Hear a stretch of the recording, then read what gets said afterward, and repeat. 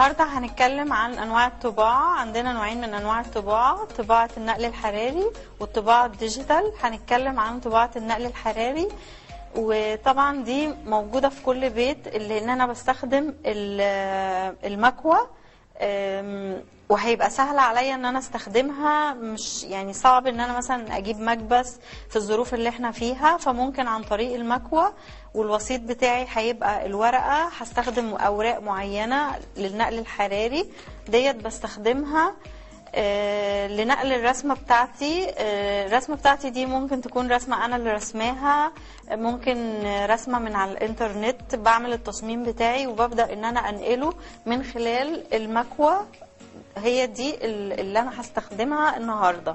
بنستخدم القطيفه، بنستخدم الشيفون، بنستخدم اي نوع من انواع الاقمشه بتكون مخلوطه، ما بيكونش داخل فيها القطن.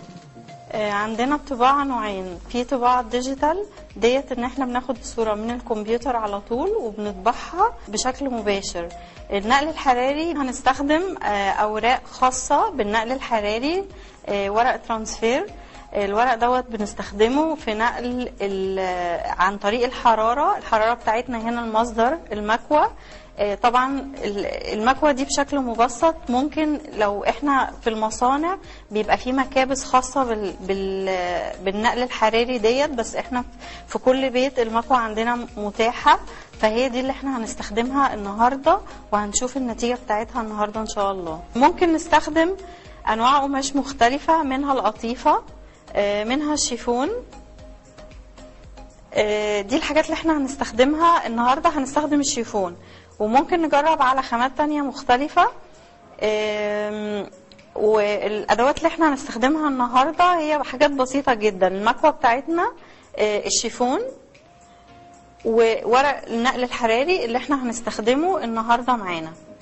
هما دول الثلاث حاجات، واعتقد ان المكوة واي القماش هيكون موجود برضو في البيوت، او حتى لو اشترينا حاجة هتبقى حاجة بسيطة، مش لازم نتكلف. ممكن لو تيشرت عندنا ممكن برضو نستخدمه ونغير معالمه.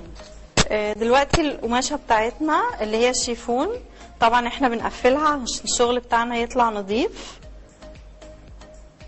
ودي الورقة اللي احنا اتكلمنا عنها، في منها مثلا ورق شجر، ممكن فراشة، ممكن الزهرة دي بعض الاشكال اللي احنا هنستخدمها النهاردة. دلوقتي هناخد الزهرة بتاعتنا وهنحطها وشها للقماش، ونظبط بس درجة الحرارة.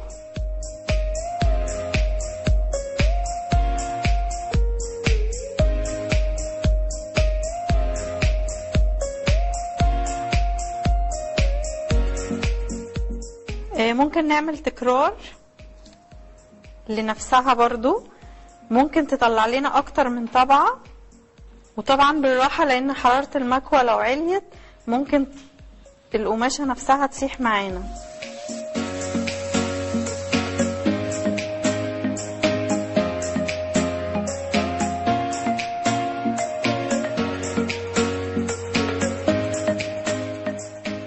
تمام.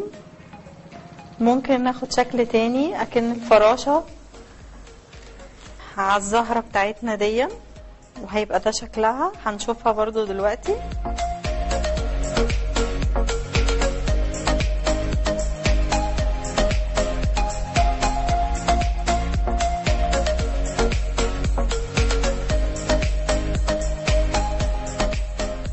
دي الوحدة اللي احنا عملناها، بسيطة جدا.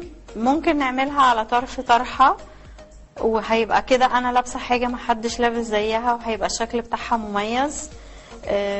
ممكن اعملها على شنطه، ممكن اعملها ساعه عندي قديمه، ممكن اعملها قطعه حلي ليها.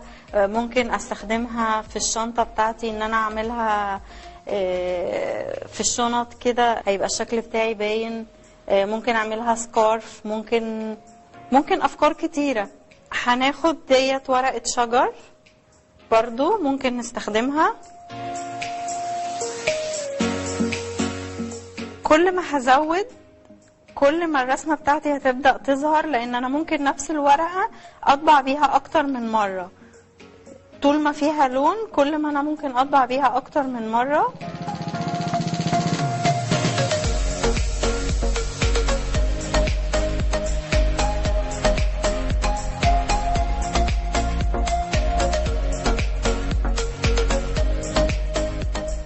طبعا انا بعمل كده عشان الحرارة بتاعتي ما تبقاش جامدة قوي عليها عشان ما تتلسعش مني. لسه برضو ممكن استخدمها تاني. ده الناتج بتاعها. ممكن بقى اعمل معاه حاجة تانية، دمج لشكل تاني. ممكن تبقى الزهرة ديت برضو هنحط وشها للقماشة وننزل عليها بالمكوى، وبرضو اخلي بالي من درجة الحرارة كويس.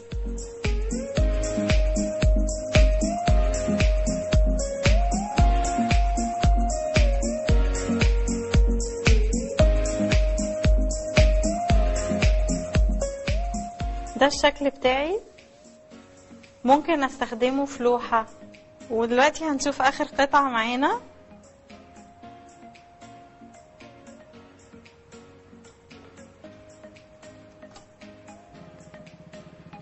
وده شكل التصميم في الاخر بتاعنا.